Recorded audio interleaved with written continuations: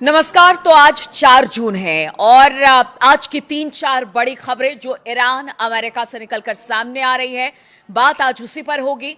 तो ईरान ने धमकी दी है कि बेरूत पर कोई भी हमला इलाके में फिर से युद्ध को शुरू कर सकता है और ईरान ने एक बार फिर से चेताया है। ईरान के विदेश मंत्री ने कहा कि तेहरान ने साफ कर दिया कि लेबनान की राजधानी पर किसी भी हमले की स्थिति में वो चुप नहीं बैठेगा। ईरानी विदेश मंत्री का बयान ऐसे समय में आया है जब इजरायली सेना बेरूत पर हमले के लिए आगे बढ़ रही थी, जिसे डोनाल्ड ट्रंप और नेतन्याहू के बीच बातचीत के बाद रोक दिया गया।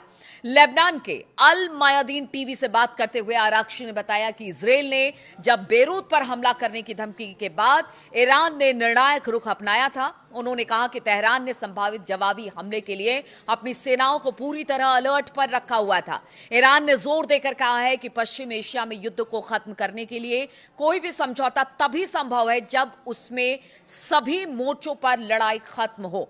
इसमें लेबनान भी शामिल बताया जा रहा है। अब दूसरी बड़ी खबर आपको बताते हैं। ईरानी विदेश मंत्री की धमकी ऐसे समय में आई है जब अमेरिका और ईरान में बार बार एक दूसरे पर हमले हो रहे हैं और इसमें लोगों की जान जा रही है। कुवैत के अंतर्राष्ट्रीय हवाई अड्डे पर हुए ड्रोन हमले में एक भारतीय नागरिक की मौत की भी अब पुष्टि हो गई है और 63 लोग इसमें घायल हुए हैं। इस हमले का डरावना वीडियो भी अब कुवैत ने जारी कर दिया है और कमाल की बात देखिए ये कि अमेरिका और ईरान दोनों एक दूसरे पर आरोप लगा रहे हैं कि उनके हथियारों ने यह तबाही मचाई है। इस घटना ने पूरे क्षेत्र में हालात को बेहद खतरनाक और बदतर बना दिया है। लगातार अब गहरा तनाव इसे लेकर बनता चला जा रहा है। अमेरिका की सेंट्रल कमांड यानी सेंटकॉम के मुताबिक ईरान के दावों को पूरी तरह से खारिज किया है और कहा है कि कुवैत हवाई अड्डे पर हुई तबाही के लिए ईरान जिम्मेदार है। सेंटकॉम ने कहा कि ईरान का यह दावा कि धमाका अमेरिकी मिसाइल इंटरसेप्टर की वजह से हुआ पूरी तरह से गलत है। सेंटकॉम ने बयान जारी कर कहा कि ईरान का दावा झूठा है। उसने कुवैत एयरपोर्ट पर हमला नहीं किया और नुकसान अमेरिकी मिसाइल इंटरसेप्टर से हुआ है। यानी कि अब दोनों एक दूसरे पर आरोप लगा रहे हैं कि कुवैत में जो हमला हुआ जिसमें कई नागरिक घायल हुए हैं उसमें दोनों में से किसी का हाथ नहीं है। ईरान के इस्लामिक रिवोल्यूशनरी गार्ड कॉर्प्स यानी आईआरजीसी ने भी आरोपों को खारिज कर दिया है। आईआरजीसी की माने तो उन्होंने कहा कि उसने हवाई अड्डे के नागरिक टर्मिनल को निशाना नहीं बनाया।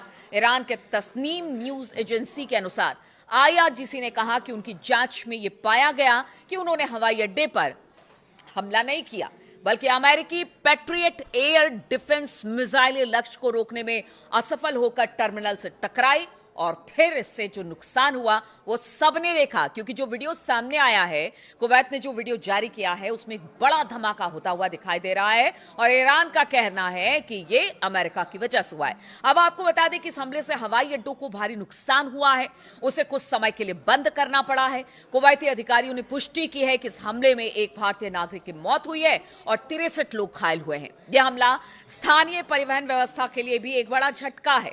यानी जो आने जाने की दिक्कत जो होगी वो अलग, क्योंकि इसे थोड़े दिन के लिए बंद किया गया रिपेयर के लिए।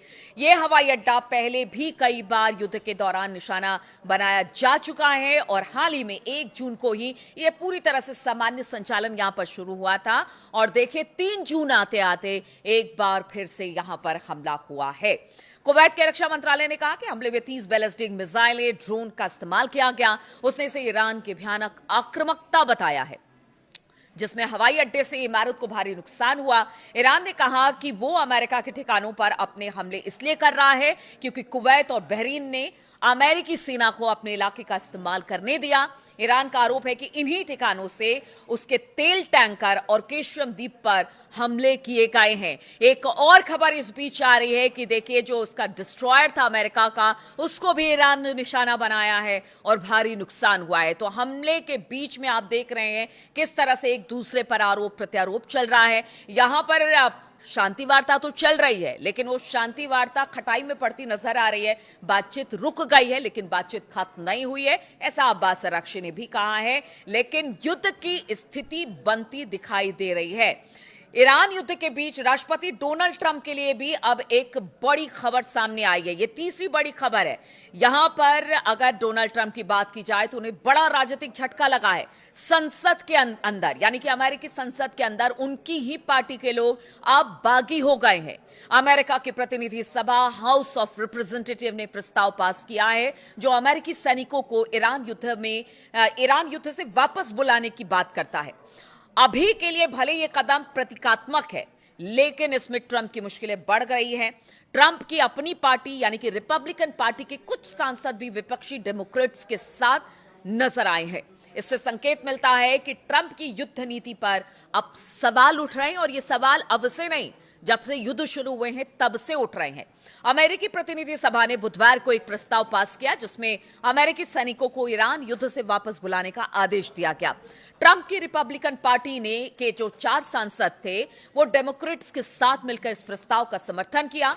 यह प्रस्ताव 215 और 208 में पास हुआ और अब ये सीनेट में जाएगा, लेकिन अंत में इसे राष्ट्रपति के वीटो का सामना करना पड़ेगा, यानी कि ट्रंप के एक वोट से ये प्रस्ताव गिर जाएगा। लेकिन आप समझिए, अगर ये प्रस्ताव आया है तो मन में जरूर जो कांग्रेस है वहां की, उसके मन में यह जरूर है कि जो कर रहे हैं डोनाल्ड ट्रंप वो ठीक नहीं कर रहे हैं।